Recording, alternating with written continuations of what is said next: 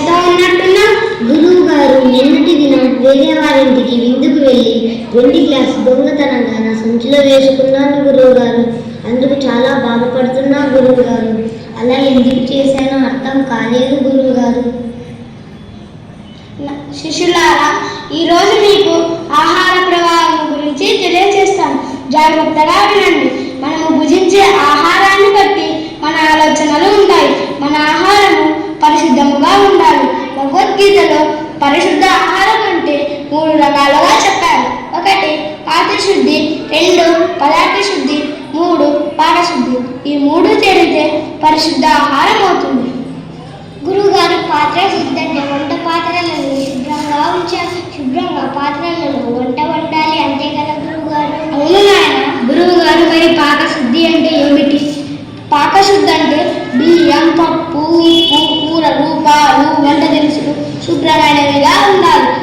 ఇదే కాకుండా మనం కష్టపడి న్యాయముగా సంపాదించిన ధనముతో అవి సేకరించాలి. మన సంపాదన ఇతరులను బాధపెట్టి భయపెట్టి డబ్బు కూడబెట్టరాదు. నాయన సుందర, దీనికి ఉదాహరణ మహాభారతంలోని భీష్ముని కథే నాయన. గురుదేవ, కురుక్షేత్ర యుద్ధ రంగంలో అర్జునుడు వేసిన బాణాలతో గాయపడి అంపశయ మీద ఉన్నాడు భీష్ముడు.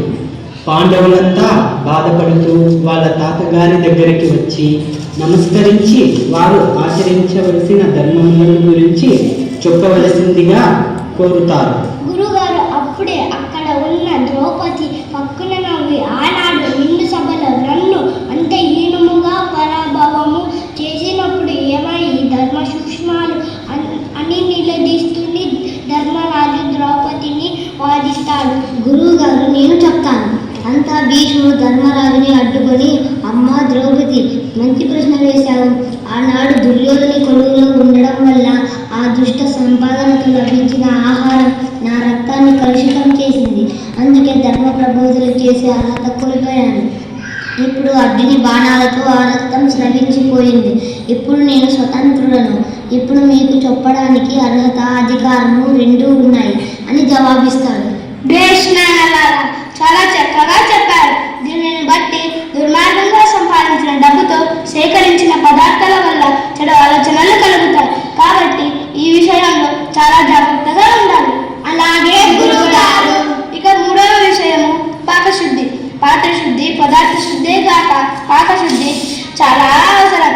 అంటే వంట చేసే వ్యక్తి పవిత్రముగా వాడి ప్రవర్తన సరైనదిగా ఉండవలెను. దీనికి ఉదాహరణ మన రామాచారి ప్రవర్తన.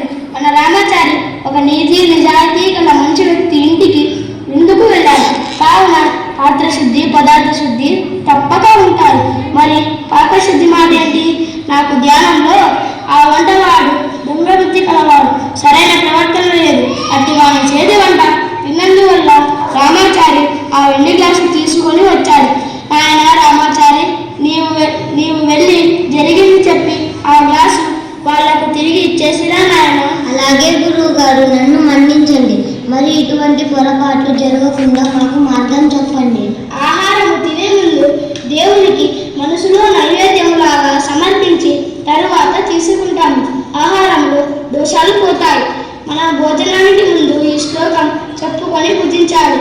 బ్రహ్మార్పణం బ్రహ్మావిః, బ్రహ్మార్పణం బ్రహ్మావిః, బ్రహ్మాగ్నౌ బ్రహ్మణాహుతం, బ్రహ్మాగ్నౌ బ్రహ్మణాహుతం, బ్రహ్మైవ తేన గంతవ్యం, బ్రహ్మైవ తేన గంతవ్యం, బ్రహ్మకర్మ సమాధినా, బ్రహ్మకర్మ సమాధినా, అహం వైశ్వానరో భూత్వా, అహం వైశ్వానరో భూత్వా, ప్రాణినాం దేహమాశ్రితః, ప్రాణినాం దేహమాశ్రితః, ప్రాణాపాన సమాయుక్తః, ప్రాణాపాన సమాయుక్తః, పచామ్యన్నం చతుర్విధం, పచామ్యన్నం చతుర్విధం. అలాగే గురువు గారు, తప్పక పాటిస్తాం. జై సాయిరామ్. జై